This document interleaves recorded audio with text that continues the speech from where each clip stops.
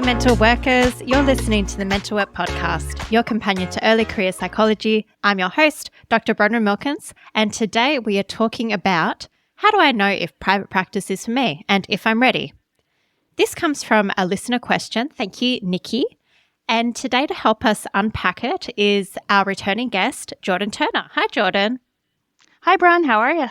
Well, thank you. Thank you so much for coming on. And Jordan, could you please remind listeners who you are? And I'll ask you an icebreaker question after that. All right. I am an educational and developmental registrar and a psychologist that works in private practice, primarily with neurodivergent clients. Excellent. And I told Jordan off air that because she's already been on and I've asked her what her non-psychology passion is, that I would ask her a different question. And I'm going to go with, which famous person would you like to meet? Oh, man. I'm really bad at celebrities, but it would probably be like one of those like badass women that are like frequently like quoted as empowering, like Ruth Bader Ginsburg. Oh, totally. Yeah, or Hillary Clinton or something like that. You can tell like Frida Kahlo. Yeah, Frida Kahlo. Yeah. Awesome, yeah. Yeah. I'm wearing Frida Kahlo like dress right now. I don't know if you guys... Oh, you are too? Oh my God, that would be the obvious one. Oh, yeah. I was like, how bad am I a fan of Frida Kahlo? I'm like, yeah. Well, you have a better answer than me. My immediate answer was like, yeah, I'd like to meet the Spice Girls as a collective. I mean, that's like every 90s kid dream. Absolutely. Right? Oh my gosh. Yeah, private concert with the Spice Girls. That'd be incredible. Oh. Anyway. Well, listeners, let's give you an overview of what's to come. We're going to talk with Jordan about her experience of just starting her own private practice and what's that like for her. And then for me, I've been in my private practice for 3 years now, and I've done an episode right at the start of this podcast about starting out in private practice. But I think it'd be really good to have our different perspectives, someone who's just starting out and then me who's been in it for 3 years, and things we wish that we had known, things we're looking forward to, challenges, when you know it's ready for you, when to start it, just some common myths and misconceptions. Sound good, Jordan? Yeah, awesome. Excellent. Okay, so to start off with, for listeners who might be considering starting their own private practice, could you share a little bit about your journey into private practice and what inspired you to start your own? So when I was doing my master's, one of my first placements was in private practice, and I always kind of thought that was the dream, like going into your own private practice. It was like you'd made it as a psychologist if you had. So I did placement at one, and I was like, this is awesome. I'm really enjoying like the autonomy of it, and just, I really like the idea of having my own key to the office so I could let myself in. And from there, I did some like government placement, and I did a placement in a school, and I just really came back to the private practice. I was like, this is like really good. I'm really enjoying this. So then after that, I applied for private practice, like a group private practice. It was multidisciplinary. And I worked there for 3 years and sadly had to hand in my resignation because I live very far away fairly recently. And I am contracting at another private practice now. I have been for about 6 months. And now I'm slowly, or very soon, maybe, fingers crossed, starting my own private practice. I've got like all the stuff ready, but I haven't like announced it officially yet. So. And when you think about starting your own private practice, what feelings show up for you? I'm a little nervous because I feel like I'm fairly confident since I've worked in private practice with the private practice aspect of it, but I'm definitely nervous about being the last point of call where like I'm the one who has to be accountable for like what happens. Because if you're in group private practice, usually you can be like, here's the practice manager, talk to them. And I'm always going to be the bottom line. So like if a client's unhappy, I have to deal with that, which I'm a little bit nervous about. Totally. And how come you wanted to go into your own private practice as opposed to going into another contracting or employee situation? I think it came down to I just really like having my own autonomy. And like as I was in private practice, I was like, I love how they're doing this, but I would love it if I could do it this way and I don't have to really answer to anyone. Because when you're in group private practice, there's a lot of pressure sometimes, not thankfully not for me, but for others, to do a certain number of billables a day. When you're calling your own shots, you can set the billables, you can decide whether or not they're going to pay for something, how much they're going to pay, how you're going to collect information, how you do the intake process, all the policies and procedures. Those are all things that you can decide for yourself. So I really like the idea of being my own boss and setting my own kind of rules and working just me and the client and not really having to deal with any other stuff. Yeah, so it sounds like it's both an increase in autonomy. You get to do things the way that you would like to do them, and you get to take care of patients the way that you would like to without any external pressure from a group practice. Yeah, that's true. And I think everyone kind of also likes the feeling of getting a bigger paycheck because you always have to give a cut to somebody if you're in practice. True. So, Jordan, as you're about to embark on this journey, what questions or concerns do you have about making the transition? I heard you mention risk before. Are there any other concerns or questions you have? I think keeping up the momentum because your income will be variable. It's similar in contracting, but in contracting, usually you're given clients, whereas if you're the solo private practice, you're the one who makes sure you have clients. And if people drop off, you'll be like in trouble if you're not getting paid, right? So that's a big one for me. Yeah. I think being the bottom line, I think I will, like in a case where risk is a problem, I would be the one who's ultimately responsible. And that's the case in a lot of like psychology, but usually in a group practice or in like a government or like, I don't know what a company or whatever. Yeah.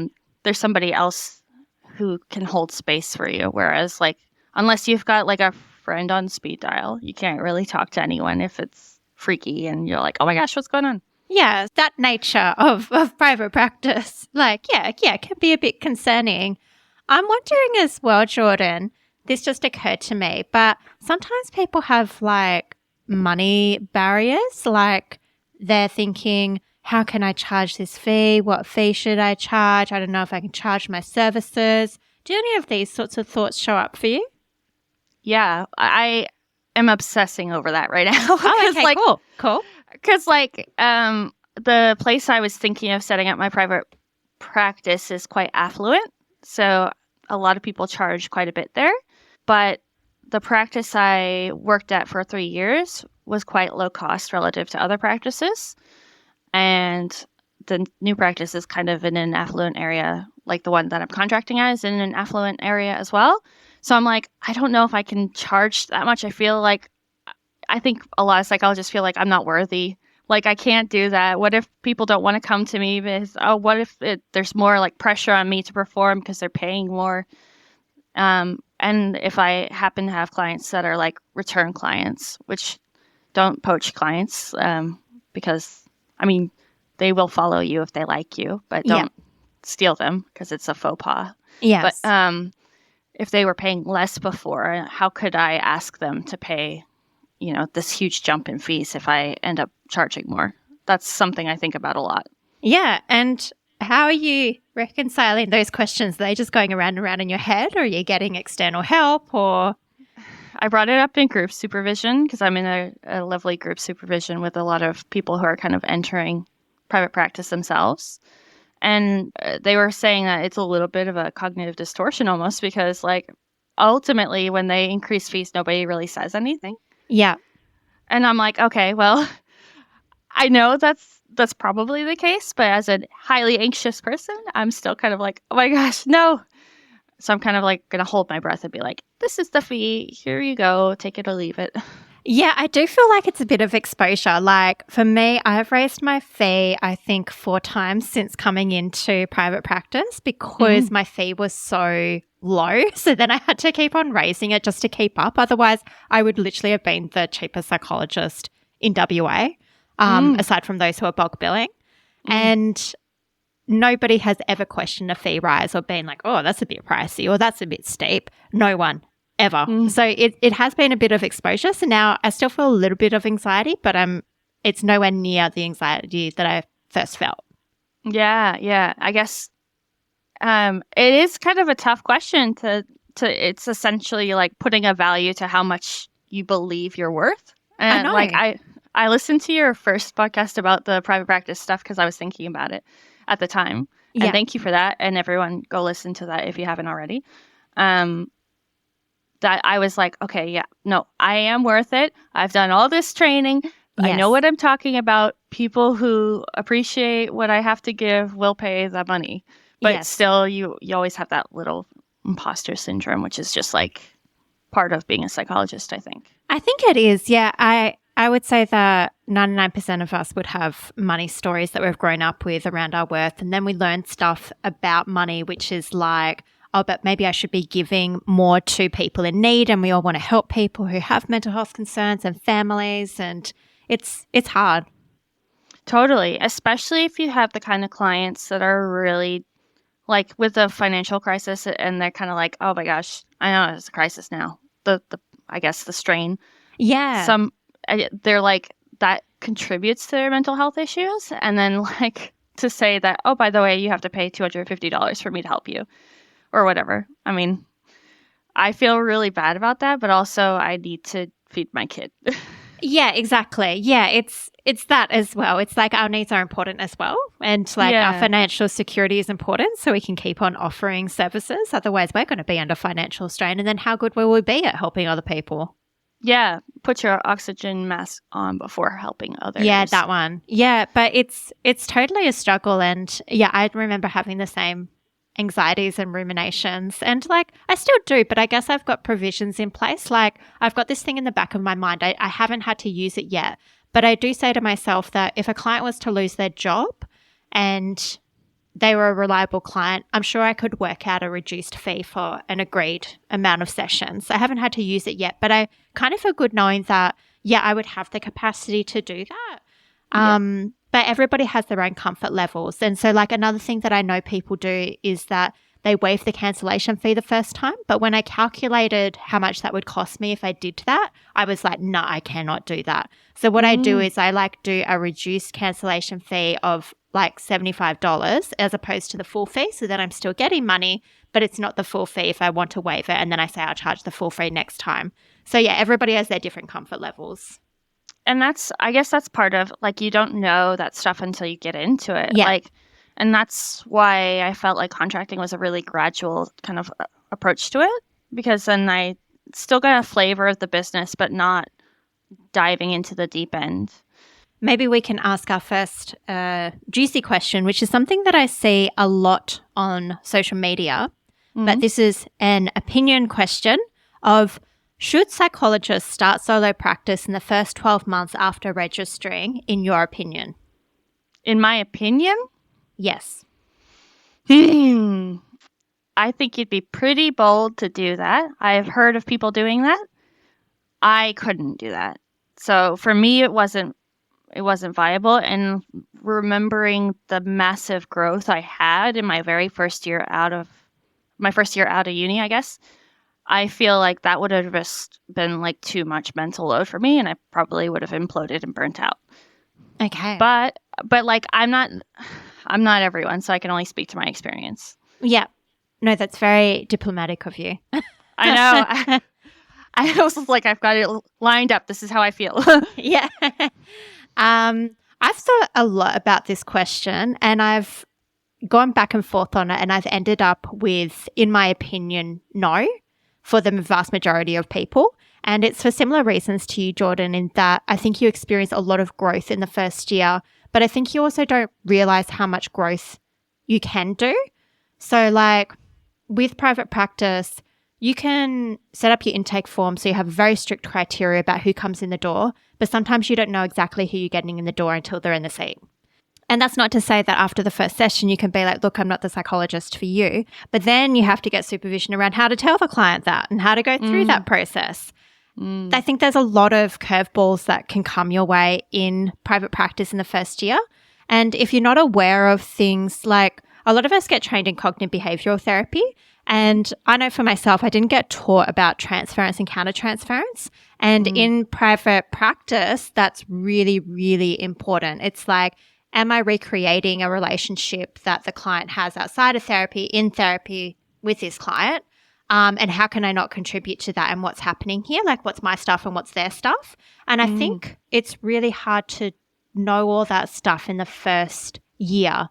I would say if anybody does want to start in the first 12 months, you will have already had a background in business management and like maybe you're already a counselor beforehand or an assessor beforehand and you're getting weekly supervision. That would be like my things. Yeah. What about you? Yeah, bare minimum, like weekly supervision with somebody who's like well versed in this because, God, the amount of like because on top of the fact that you're now kind of like an authority, which is a whole thing that you have to kind of compute and be like, people actually care what you have to say now. I know. And you're telling people things. You're also grappling with the fact that what if the client is like suicidal? What if the client is really unhappy with the service? What if you haven't I'm doing a lot of what ifs, which I know is like in theory a bad thing for like cognitive behavioral therapy anyway. But you just gotta be thinking about all the stuff that you couldn't possibly anticipate until you were in it. So it's really good to be true. Yeah, you really need to be like held in that space, which is why I think group practice is kind of the way to go if you want to start out in private practice. But I will say this one caveat: make sure that the group practice you go into is supportive of new psychs, because you don't want to go in there and have like 8 clients a day. That's not sustainable. That's bad. Yeah, very bad. Yeah. No, so true. And then you won't get that skill building in that practice if they're not supportive. Yeah, you really want somebody who's like their mission statement is like, we're helping early career psychs grow. Yeah, totally. And on the risk, it's like I have such a comprehensive risk assessment. I also have policies for complaints and feedback. And yeah, like those are things that I didn't even think of before I started thinking more about private practice and all the policies that I had to come up with. And you're the one coming up with them. So I think my policies and procedures manual, I'm calling it a manual, but it's a Word doc, is like, it's like 20 pages. And that's like me being like, what would happen if I worked out there was a conflict of interest? How do I get ethical advice if I need it on the spot? Like I've got Word docs which are like all my resources and who would I call? And that took time to set up. And yeah, there's just a lot that maybe you don't realize that you need in private practice. Yeah, I mean, this is all just like the practice of psychology. There's also things like, how do you do Medicare? Yeah. If you do Oh my gosh. NDIS, how do you do NDIS? If you've how do you, and if you haven't run a business, how do you put aside money for tax? Do you put aside money for tax? It's so funny. I'm like, oh no, I'm feeling anxious. And it's like, why am I feeling anxious? Like I've literally been doing this for 3 years, but like I'm feeling anxious talking about all the things. And I'm like, oh my God, Medicare. And it's like, yeah, I do that. Like I don't need to stress. Yeah. I was doing my best just before this, and I was like, this is going to be, it's simple now because I'm a contractor. I know it's going to be a lot harder so I'm going to have to invest in some software, I think. Yes, totally. Yeah, absolutely. And that's like another consideration, like all your infrastructure, like the software that you use. I've got a document just for that as well, which is like the accounting software that I use and like who is my accountant and blah, blah, blah, blah, blah, blah, blah. Oh my gosh, that's amazing. I love that because I remember you saying that you're very like procedure I am. Process based. I think that's awesome. Yeah, thanks. That's a strength in private practice though. You kind of want to be that person. Yeah. But this leads us to our next question, because for me, like a strength of mine is that I'm really good at procedures and processes, but I didn't realize the other emotional stuff into private practice. So I felt like I was private practice ready procedural wise, but I wasn't ready like for the isolation and emotional burden that it would take. And so maybe my question to you, Jordan, is like, how did you know that private practice, solo private practice, like you were ready for it? I think once I got really comfortable in my toolbox with clients, that I felt kind of like, okay, this is the areas I work in. I'm really confident in what I do. When clients come to me, there's less of this, oh shit, I don't know how to manage this. Like, I don't know, I still get those because there's always room to grow. But I definitely, like, in my client base, which is neurodivergent folks, young and old, and also transgender diverse folks as well, that I'm relatively comfortable in that space and know what I'm doing, so that I have more mental energy for the stuff that I'm not familiar with. So I felt confident in, like, the psych bit. Now I'm kind of learning the business bit, and I think that's when I decided that probably I'm ready to do solo private practice. Cool. Is there anything in your mind where you were like, maybe I'm not ready for this? Like, was there any doubt, or do you feel like you were 100% confident? No, I think there's always, like, an element of doubt. I think by nature, I am a very ambivalent person. Just, like, in all aspects of my life, I'm always like, oh, what if I did this? Oh, no, maybe I should do this. So there's always, like, that element of doubt and, oh, am I going into this too soon? But I think that I have a good support system. Like, I 1000% will have, like, a supervisor to consult with. I don't think I'm going to go out. And I just, like, I know, like, a lot of psychs that I can consult with if I ever felt stuck and stuff like that. So even though I am scared, I think there's always, like, an element of fear in going into, like, a new situation. I'm mindful of that because I work with people's anxiety all the time. I'm like, okay, so I'm going to reduce my mental load in this aspect so I can focus more on this part. And then I'm going to give myself plenty of time to have a little bit of a freak out when this happens. And I'll try and anticipate things and front load myself and all that. So yeah, I definitely feel afraid in the way that you do when you're starting a new job. And also afraid of, like, I still have my toe in the consulting space, so, or is it contracting space, so I can still, like, fall back on that if it flops. But I'm gradually, like, introducing clients. Yeah. So it's not like I'm going, quit my job. All right, let's start private practice by myself. I'm going. Well, that's a really good point, actually. I've seen some other people do that. They gradually reduce their work in public health and increase their private practice days. Do you reckon that that's a good approach? I think you have to be really careful that you don't overload yourself. So, like, if you are doing private practice, so I was doing, like, 3 days, and then I was like, oh, you know what? I'm going to take on an extra day now. And then I was like, oh my God, now I'm doing 4 days of, like, I know my limit is probably about 15 clients a week. Yep, same. Yeah, no more than that. Because at that stage, I start getting a little bit like, oh, I'm tired. If you're going to do that, you definitely need to be properly reducing, not trying to take on twice as much load, Totally. Like, which is really easy to do because they're keeping in mind that when you're closing off in a space, especially if you're kind of in a private practice already, it's a gradual process. You're not just like, bye, see you later, I'm going to reduce down. I'm resigning at this other practice, but I also have had a very, like, protracted, like, saying goodbye to my clients because they were long-term clients. And this is how because they're also, like, they find therapy hard, and it's hard to find somebody who's a good fit and all that. Finding that kind of closure in itself really hard, which is also why it's really good to listen to Bron's, like, closing therapy podcast. I'm just going to drop all the... Oh my God, thanks, Jordan. Can you tell I'm a fan of the podcast? But no, I completely, like, having done that episode, I completely empathize with those feelings of coming to close with clients. It brought up a lot of feelings to me, as I described in the podcast. And it can be really difficult. Yeah, it's, like, super hard. It's like breaking up with 15 people at once. It is exactly.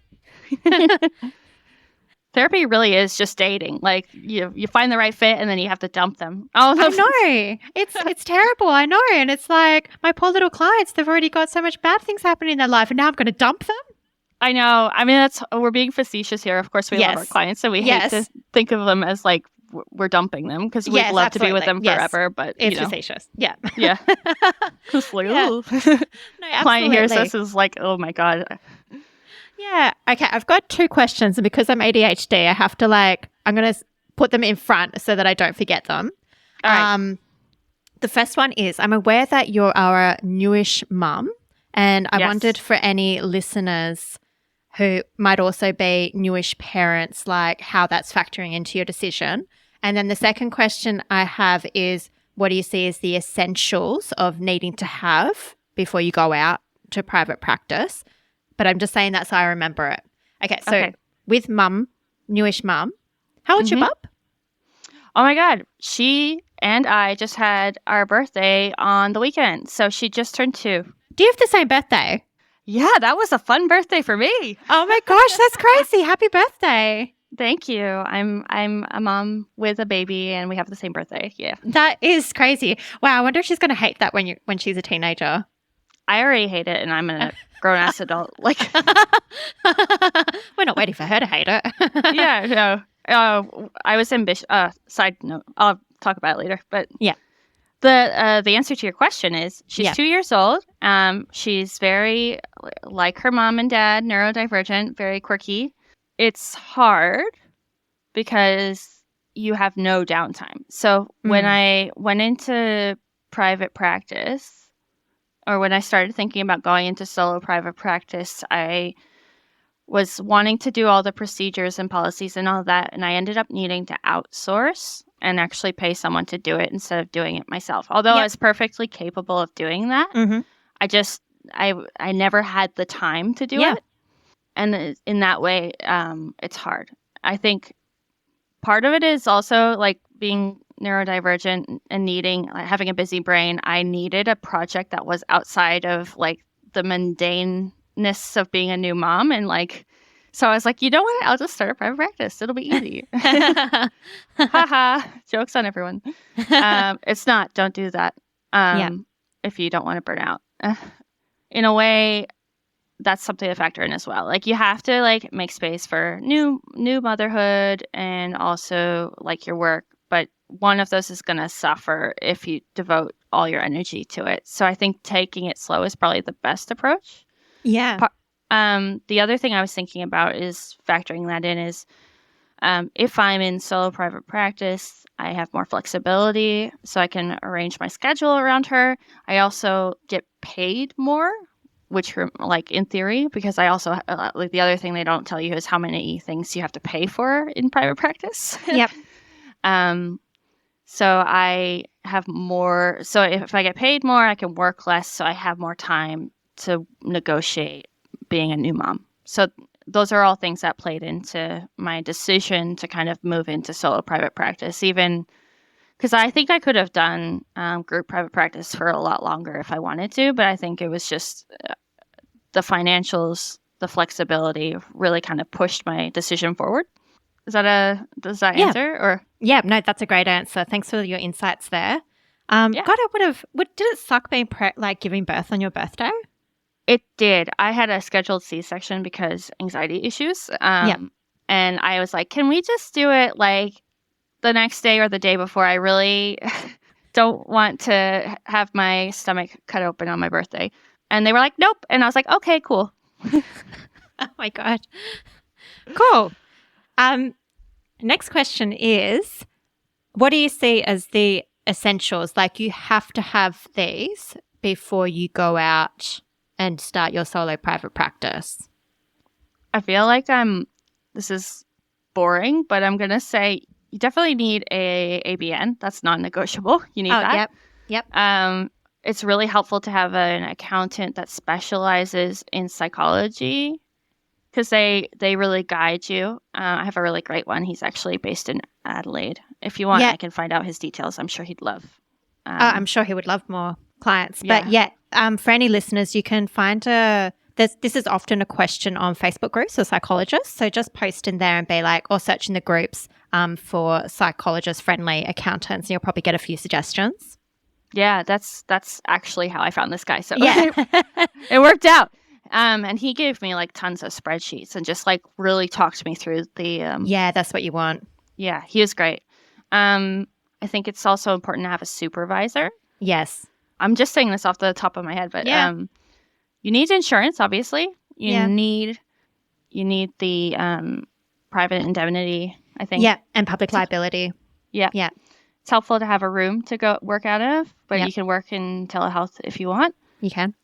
Did I say supervisor? Because you Yep. definitely need one. But I'm happy to have that twice on the list. Yes, you definitely need a supervisor.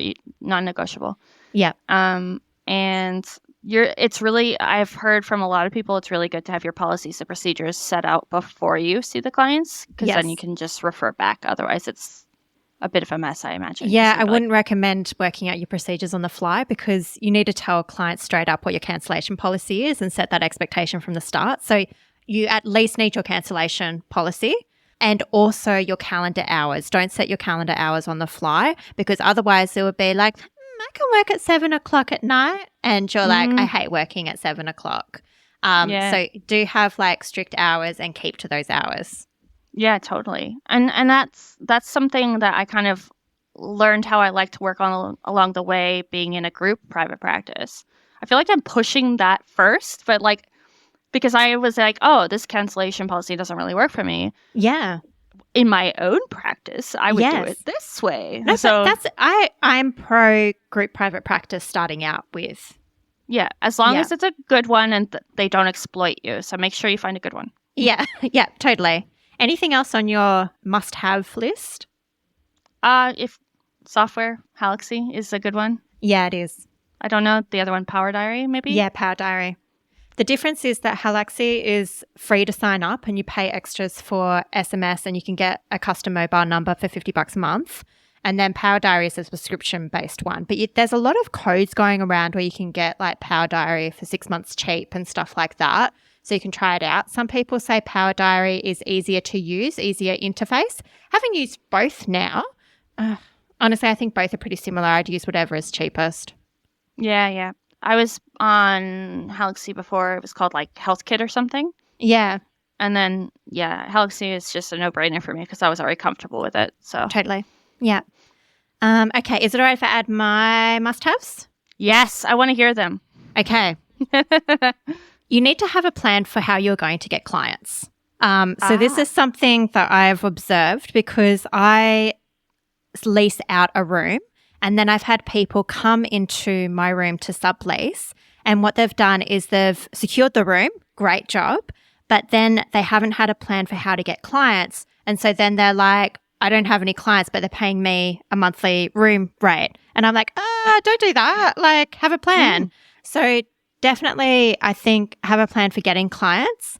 And that can be as simple as, I'm going to post a Psychology Today profile and I'm going to go send some letters to GPs. And my recommendation would be show up to GP practices and talk to GPs. They like putting a face to a name. And I know a lot of people are nervous, but you're going to have to put your big person pants on and go do it, because it's worth it. Honestly, I was so full just by go visiting one GP practice.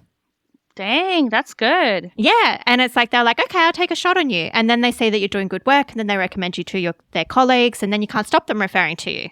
That's awesome. Yeah. And just as a side note, like, see pediatricians if you can, if you're in child psychology. Totally. Oh my gosh, they would love you. Or a speechy or OT. They're also very helpful, like if you're doing autism or ADHD. And for NDIS, local area coordinators as well. Yeah, that's true. Yep. Yeah. The other thing is you're going to need a bit of money buffer to start your business, because there are lots of upfront costs. So you might need like a new work phone or a new SIM, and you might need to get internet. You might need to pay upfront for rent. You might need to change your insurance. You might need to buy a new laptop or a webcam. So there's lots of expenses that you don't realize that you're going to have to do before you start. So you just have, like for me, I think setting up, because I leased my own room, it cost me $10,000 to furnish my room. Yeah. And that's not me being like, I'm only the finest gold couch, please. You know, the gold fibers help with the therapy. Yeah. No, I wasn't. I was like reasonable. But yeah, there's just a lot of costs in starting your practice that you don't realize. And you don't want to skimp on this stuff either. It's like you don't want to, like, we're obligated to have insurance. You don't want to skimp on your insurance, or you don't want to skimp on like making sure your registrations are good and stuff like that. That's true. Yeah. Those are like, you have to do those. You can't not do those. Exactly. And then the only other must-have I would say is, I'm going to say it again because it's so important, but you must have supervision, and you must be able to talk to that supervisor about how you're feeling about your clients, how your mental health is, and to be honest with yourself as well if you're going into burnout. Oh, totally. Yeah. I think that's really critical because if you're solo, you're all alone, and you really need somebody who's able to help you debrief if you're having. There's some clients you come out and you're just like, Jesus, I am so broken from this session. Yeah, absolutely. And you just need someone to talk to, and that's what a supervisor is there for. Yeah. Oh, and so you have to budget for that as well. So like, you know, if your supervisor charges 200, which like I guess the going rate right now for supervisors is probably about 220. Oh, really? Yeah. That's how much I pay for mine. How much do you pay for yours? Less than that, but also she's kind of like, it's a deal that I have. Oh, okay, a deal. So, yeah, okay. Yeah. I find most supervisors it's like 220, 250 kind of thing. Oh, that's good. I mean, that's not good. I was like, oh, maybe I should be a supervisor. It's good to be a supervisor. But like, you know, if you're getting weekly supervision, that's like what? Like $1,000 a month. So yeah, you need to, if you get GST on that, you can claim that back. So you need to register for GST as well. Yeah, I've been told it's easier to do that up front than to do it later after you make the cutoff. Do it up front because then you can claim for the GST on the things you paid for. Yeah, yep. Yeah, that's what I did even before I started earning 75,000 plus. Yeah. I don't even know if I've met that threshold, but we'll see.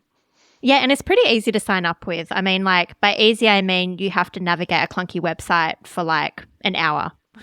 Yeah, and I think you could just actually tick a box and say, like, I'm also registering for GST while you do your ABN. So I think so as well. Yeah. Yeah, it's been a while. Like, I bet you did it way earlier than I did. But yeah. I remember it being clunky, but I might have like confused that with another memory, and maybe I'm just confusing them.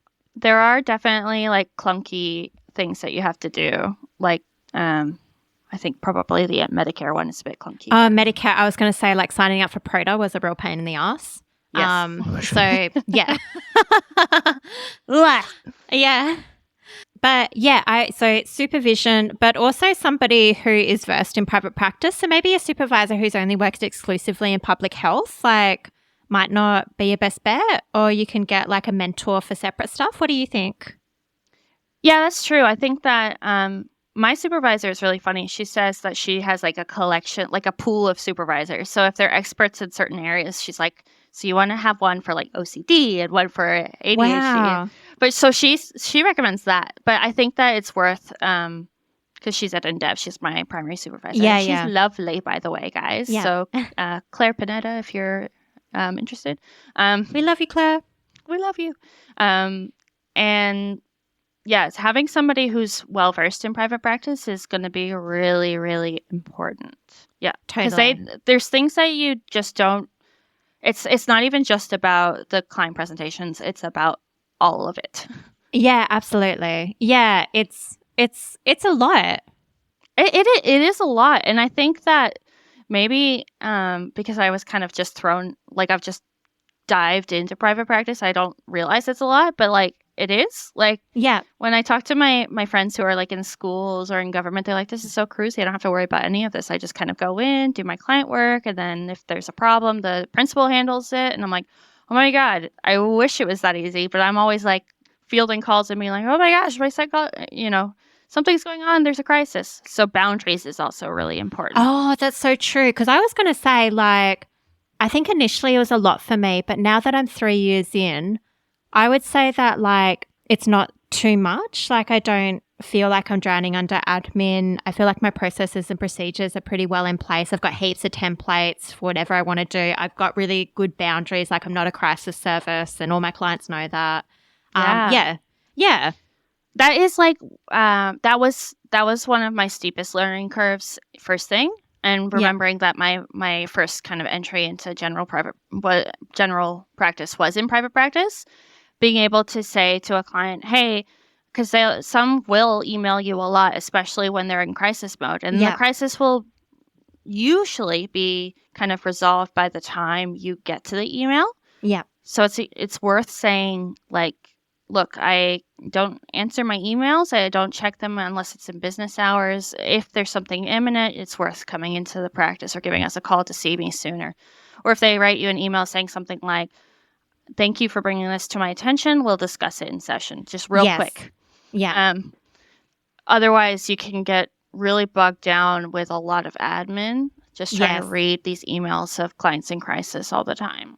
Yeah, absolutely. Yeah, no, that's a really good point. And I would even recommend having a supervision session to work out how you want to respond to emails and what you're going to tell your clients. Because, my policy is like, you can send me emails, but I will save them and I might reply to be like, thanks for sending this. We'll talk about it next session, and I'll save it and we'll discuss it next session. Some psychologists, they have a policy of don't send me emails. So it's really like what you feel comfortable with. And, that requires a bit of experimentation to find out what your boundaries are. But for crisis, like I know most psychologists, they have an auto reply that's like, if you're in crisis, you call 000, you call Lifeline or present to your hospital emergency department, or you can call the local crisis team here, that sort of thing. Yeah, that's right. Yeah. So my auto reply, or even I think my signature has all the numbers on it. Yeah. I usually know if my clients are riskier clients anyway. So I have like a form with all my like numbers that I send to them. This is who you can contact. As a pro tip, if you're with a neurodivergent client who hates phone calls, there is like an SMS option. So you can you can text people instead of calling them, because I think a lot of people are put off by calling people. I feel like that's a millennial thing as well. It could be. Yeah. Like I'm just thinking like, yeah. I feel like I overlap with like the neurodivergence and millennial thing. I hate calling people. So I mostly contact clients if I have to by email, or I'll send them a quick text if it's admin. And they know that text is just for admin stuff. Awesome. That's a great way of doing it. So the other thing about boundaries is if you know yourself that you're not great, because we're all people pleasers, right? That's why we're in the profession. Yeah. If you know you're not great at holding boundaries, it's really worth considering having a admin person. Just like that's a great idea. Yeah. What are they called? A VA. Assistant? A virtual assistant who can field those calls. Like, and get a mean one who's like, no, sorry, she's not available. I mean, don't get a mean one, but like, oh no, but like, one who has like firm boundaries. Yeah, one who's going to lay down the law, because they're the. You love admin, because a good admin person is like the key to the practice. So you want somebody who's able to set that boundary for you. 100%. Yes. Absolutely. And then factor that into your expenses as well.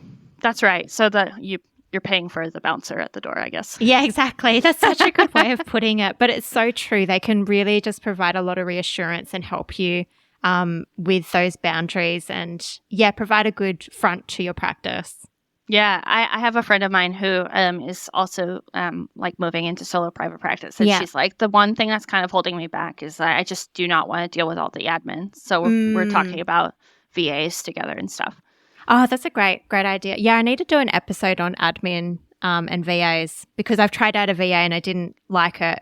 But all my admin is so streamlined now that like it works well for me, and I need to just like do like how my admin is so streamlined episode. But yeah. Yeah, you should. And also like automating processes is apparently really good. I love automation. Yeah. Yeah. So the practice I'm contracting at now, I'm learning heaps about how she's automated everything. I was like, this is so beautiful. Like, it's so easy. Yeah, exactly. But a good VA can also help with that as well. So if they know like Halaxy and like a few tips and tricks of different software, they should be able to automate things for you as well, like your intake forms, say.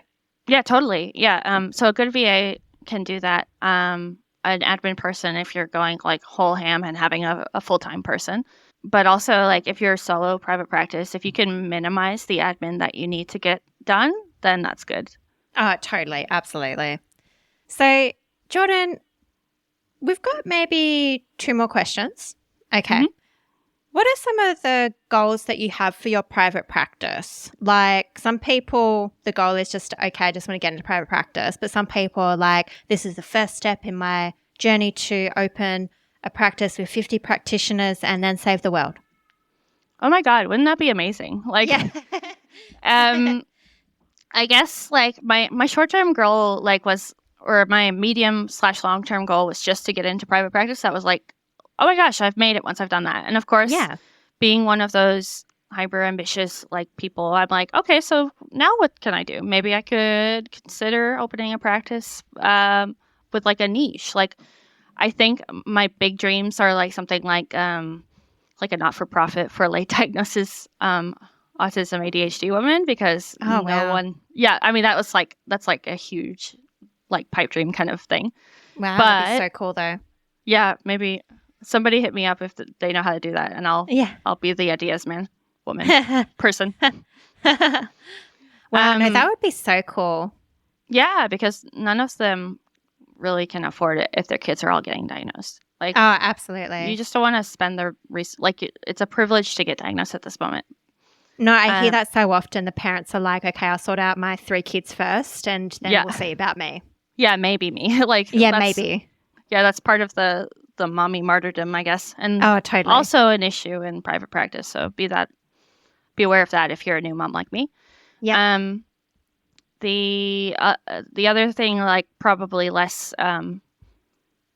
or along the same lines, but less so, is like a practice that niches in like neurodivergent women in particular, and AFAB and gender diverse people, because I just love that space like so much. Like, I love that client base. I love working with those people. It gives me like so much life and energy to do that. Oh, that's so good to hear. I'm so glad that you have a population that gives you that burning passion. Yeah. Oh, yeah. Give me a microphone. I'll like rant about it. Trust me. We can do that later. What advice would you offer to psychologists who are on the fence about whether to pursue solo private practice? I think it's worth considering what you value about your work. And I think this is just good advice for work in general. Like, so do you value autonomy? Do you like being independent? Do you like making your own rules? Incidentally, I think this is why it's really worth considering if you're a neurodivergent person, because a lot of people do. But if you want support, you want to be held, and you want kind of like a culture to live in, then maybe private practice isn't a good fit for you, like solo private practice, but group maybe. So consider what your values are and whether or not solo private practice fits into that. That's great advice. Thanks. Yeah. I hear you on the neurodivergent thing. It's like, I'm working in a group private practice right now for a placement, and I'm doing fine. But like, as a neurodivergent person, private practice is such a good fit because of the flexibility. You get to do your own rules. You get to say what it is, and you also get to create something. Like, I feel like a lot of us neurodivergent folk are just have a burning desire to create things, and we're just like, oh, like, how can this be better? How can this be improved? Yeah, totally. And it's like, you've got a ceiling if you're in a private practice. At least that's how I felt. So, yeah. I think that's probably a good point, is that like when I was in placement in schools and government versus like private practice, I was like, I'm so frustrated by how limited I am in my ability to help these people. Yeah. Whereas in private practice, you like the sky's the limit. You could be like, you know what, I'll be your case manager. I'll be blah, blah. I don't recommend that, but you can, you can help them in lots of different ways. Yeah, absolutely. Okay. Any final parting words to listeners on this topic, Jordan? I can't think of anything, but I just hope that it was helpful. I love talking about it. So, yeah.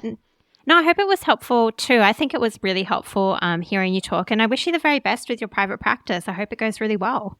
Thank you. Me too. Do you have a website yet? I do. It's jordanturnerpsych.com. Excellent. And do you want people to refer to you? You are welcome to refer to me if you feel like somebody is going to be a really good fit. Okay, excellent. Oh, good boundaries. Yes. Yes. Yeah, no, because, being an dev psych, it's like you guys are such experts in this assessment area. So it's like, I think. Oh, yeah. We're saying that I'm not doing assessment just yet. So if you're looking for assessment. But I definitely can point out if you need assessment. That's for sure. Okay, awesome. Cool. I'll pop that link in the show notes. And thanks so much, Jordan, for coming back on and for your insights. Listeners, thank you for listening, and thank you for sharing the podcast. If you haven't shared it, make sure you share it with a colleague, mate, friend, person down the street, anyone who will listen. I'm happy for it to be in anyone's ears, really. And if you haven't left us a 5-star rating and review on iTunes or Spotify, have a go. I'd love to hear the review. It does really help get it in other people's ears. That's a wrap. Have a good one and catch you next time.